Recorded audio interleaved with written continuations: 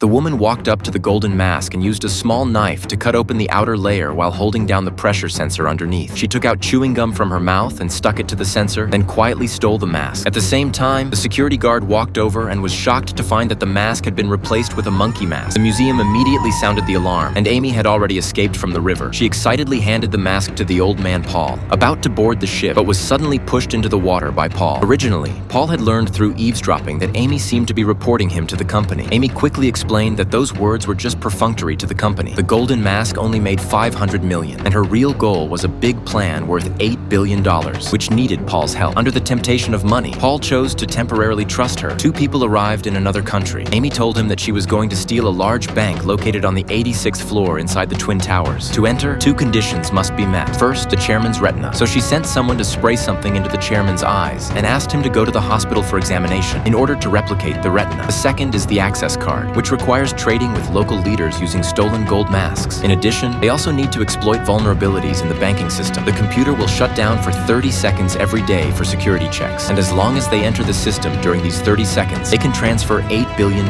Shortly thereafter, Paul disguised himself as a journalist and conducted reconnaissance in the vicinity, planning the theft route on the structural map. During this period, Amy gradually became attracted to him and even opposed the company's plan to arrest him. One day, they sneaked into the elevator and the police in the surveillance system had already started monitoring.